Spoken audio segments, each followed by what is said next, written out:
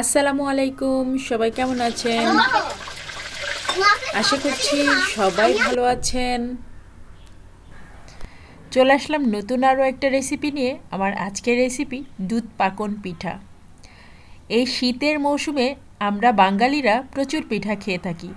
তার মধ্যে এই পিঠাটাও কিন্তু অনেক জনপ্রিয় একটা পিঠা। ইতিমধ্যে আমি আপনাদের সাথে অনেক রকম পিঠার রেসিপি কিন্তু শেয়ার করেছি। আজকে ভাবলাম দুধ পাকন পিঠার রেসিপিটা শেয়ার করি।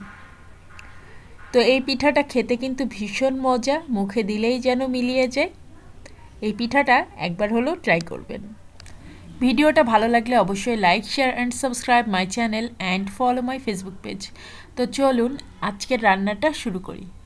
এখানে আমি মেজারমেন্ট কাপে 1.5 কাপ পরিমাণ পানি নিয়েছি আর হাফ চা চামচ লবণ দিয়ে দিলাম, আর তাতে দিয়ে দিলাম 1 চা চামচ ঘি। এখন পানিটা ফুটে উঠেছে, এর মধ্যে এখন আমি মেজারমেন্ট কাপে 1.5 কাপ পরিমাণই চালের গুঁড়া দিব। তো পুরাটুক চালের গুঁড়া আমার লাগেনি, যতটুকু লেগেছে ততটুকুই দিচ্ছি। আর বাদ বাকি যতটুকু ছিল ততটুকু কিন্তু আমার পিঠা বানাতে লেগেছে। আরও একটু লাগবে, তো আমি অল্প অল্প করে দিচ্ছিলাম আর চুলার তাপটাও একটু কমিয়ে দিলাম।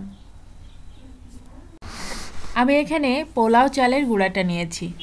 চেষ্টা করবেন পোলাও চালের গুঁড়াটা নিতে, কারণ খুব সুন্দর একটা ফ্লেভার আসে পোলাও চালের গুঁড়া দিয়ে পিঠা বানালে। আমি সবসময় যে কোনো ধরনের পিঠাই পোলাও চালের গুঁড়া ইউজ করি। আতপ চালের গুঁড়া নিতে পারেন, বাট পোলাও চালের গুঁড়া দিয়ে যে কোনো পিঠা বানালে একটা শাহি শাহি ফ্লেভার আসে। এখন গরম অবস্থাতে হাতে একটু ঘি মাখিয়ে এই ডোটা ভালো করে মথে নিব আর সুন্দর একটা নরম একটা ডো তৈরি করে ফেলব। এখানে ডোটাকে আমি 2 ভাগে ভাগ করে নিয়েছি। এখন যেখানে পিঠাগুলা বানাবো সেখানে একটু আটা নিয়ে নিলাম, শুকনা আটা। আর এখন পিঠাগুলো বানাতে হবে। এই পিঠাটা বানাতে আমি কোনো ছাঁচ ইউজ করিনি। এখানে আমি 2টা চিরুনি ইউজ করেছি, নতুন চিরুনি এগুলা। অবশ্যই নতুন চিরুনি ইউজ করবেন, এখানে কিন্তু পুরান চিরুনি ইউজ করবেন না। আমি অলরেডি অনেকগুলা পিঠা বানিয়ে ফেলেছি, দেখতে পাচ্ছেন এই চিরুনিগুলো দিয়েই বানিয়েছি। আর এখন আপনাদেরকে 2-1টা বানিয়ে দেখাচ্ছি, দেখেন। এইগুলা হচ্ছে নতুন চিরুনি। আমি নতুন চিরুনিটাকে খুব ভালো করে পরিষ্কার করে নিয়েছি আর ডো থেকে অল্প অল্প করে গোল গোল করে একটু করে ডো নিয়ে নিচ্ছি, আর তা দিয়ে এই পিঠাগুলো খুব সহজে বানিয়ে ফেলছি। দেখা যায় যে অনেক সময় ঘরে ছাঁচ থাকে না, তো তখন কিন্তু ডিজাইন করাটা একটু কঠিন হয়ে যায়। তো এরকমভাবে কিন্তু এই পিঠাগুলো এই যে বানিয়ে নিতে পারেন, খুব সহজ বানানো। জাস্ট ছোট ছোট একটু ডো করে নিতে হবে, গোল গোল লেচি কেটে নিয়ে তারপরে সেটা চিরুনির সাহায্যে এভাবে করে বানিয়ে নিতে হবে। চাইলে আপনি যে কোনো ধরনের ডিজাইনই করতে পারেন, এখানে কোনো বাধ্যবাধকতা নেই যে এই ডিজাইনটাই করতে হবে। এটাকে আবার অনেকে কড়ই পিঠাও বলে, আবার অনেকে চিরুনি পিঠা বলে। তবে আজকে আমি দুধ পাকন বানাবো এটা দিয়ে। এরকম করে পিঠা বানিয়ে গুড়ের শিরা বা চিনির শিরা দিয়ে ডুবিয়ে নিলেও কিন্তু মচমচা ক্রিস্পি সুন্দর পিঠা হয়, সেগুলা খেতেও কিন্তু খুব ভালো লাগে। ইনশাআল্লাহ শীতকালে আরও অনেক পিঠার রেসিপি আপনাদের সাথে শেয়ার করব, আল্লাহ বাঁচিয়ে রাখলে। অনেকগুলা পিঠার রেসিপি কিন্তু আপনাদের সাথে শেয়ার করেছি। এই যে দেখেন, এখন আমি একটু সয়াবিন তেল দিয়ে দিয়েছি এখানে, আর তেলটা হালকা একটু গরম হয়ে গিয়েছে। তাতে দিয়ে দিচ্ছি পিঠাগুলা। এখন পিঠাগুলা খুব সুন্দর করে গোল্ডেন ব্রাউন কালার করে ভেজে নিতে হবে। পিঠাগুলা ভাজার সময় চুলার তাপমাত্রা খুব বেশি দিবেন না, অবশ্যই মিডিয়াম টু হাইয়ের মধ্যে রাখবেন, মানে মিডিয়াম থাকবে চুলার তাপমাত্রা। মিডিয়াম তাপে পিঠাগুলাকে এরকম উল্টে পাল্টে ভেজে নিতে হবে। পিঠাগুলা কিন্তু অলরেডি ফুলে উঠেছে, দেখতে পাচ্ছেন অনেক ফুলে গেছে। এগুলো আবার শিরাতে যখন ডুবাবো, দুধের শিরাতে, তখন এগুলা আরও বেশি ফুলে উঠবে। তো দেখতেই পাচ্ছেন কত সহজে এই পিঠাগুলা তৈরি করা যায়। এই পিঠাগুলা ভাজার পরে গরম গরম শিরাতে ভিজিয়ে দিবেন না, তাহলে কিন্তু পিঠাগুলা এত বেশি ভিজে যাবে যে ভেঙে যাবে। তাই পিঠাগুলা ভাজার পরে একটু ঠান্ডা হতে সময় দিবেন। কুসুম কুসুম গরম থাকবে, তখন পিঠাগুলা ভিজিয়ে দিবেন।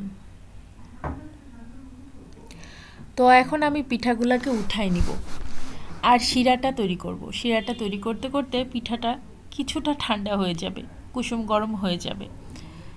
এখন শিরাটা তৈরি করতে যাব।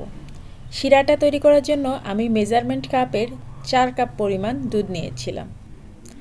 আর এই 4 কাপ দুধকে আমি জাল করে শুকিয়ে 3 কাপ করে নিয়েছি। একটু ঘন দুধ হলে বেশি ভালো টেস্ট হবে শিরাটার। আর শিরা যত টেস্টি হবে পিঠাও তত টেস্টি হবে। এখন দিয়ে দিলাম খেজুরের গুড়। এখানে আপনারা মিষ্টিটা আপনাদের স্বাদ অনুসারে অ্যাড করবেন। আর 4-5টা এলাচ মুখ ফাটিয়ে দিয়েছি আর হালকা একটু লবণ দিয়েছি। মিষ্টি খাবারে একটু লবণ না হলে আমার ভালো লাগে না, তাই একটু লবণ দিয়েছি। এখন এই গরম শিরাটাকে এই কুসুম গরম পিঠার উপরে দিয়ে দিচ্ছি।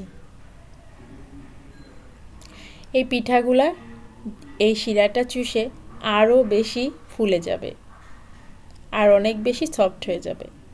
পিঠাগুলা ভাজার পরে যেমন ক্রিস্পি আর মচমচা থাকে, ভিজে গেলে একেবারে তুলার মতো হয়ে যায়।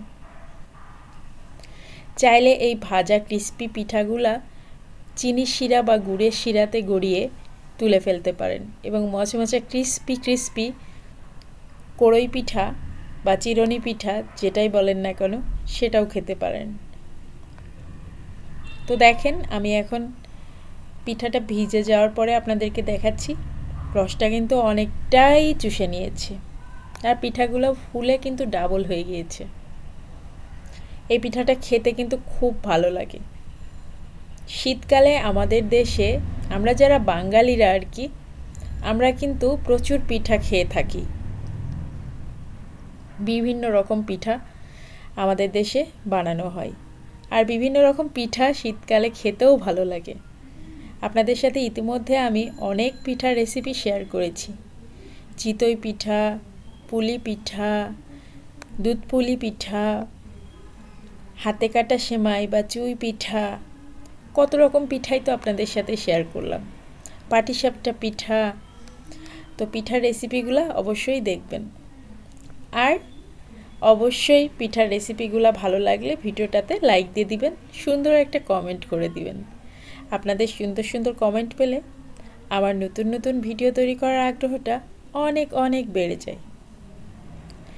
এখন এখান থেকে আমি কিছু পিঠা উঠিয়ে নিব, কারণ আমার বাচ্চারা পিঠা খাবে।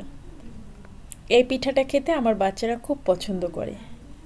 আমার বাচ্চারাও যেমন পছন্দ করে, আমার পরিবারের সবাই পছন্দ করে।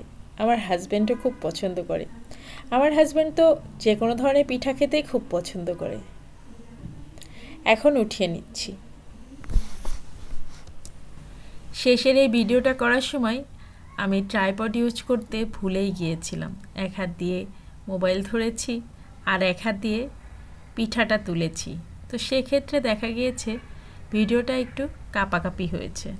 তো এর জন্য আপনাদের কাছে আন্তরিকভাবে দুঃখিত যে আমি ভিডিওটা ঠিকমতো করতে পারিনি।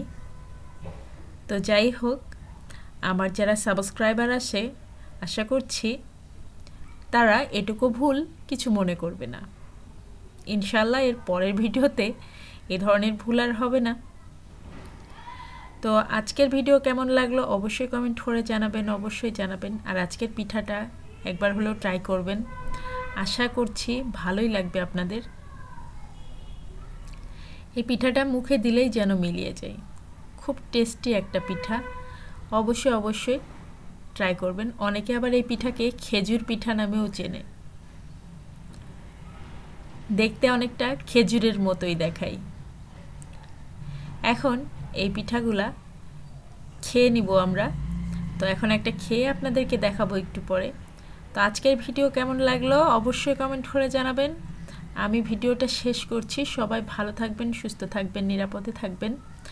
আমার বাচ্চাদের জন্য সবাই দোয়া করবেন, আমার পরিবারের জন্য সবাই দোয়া করবেন।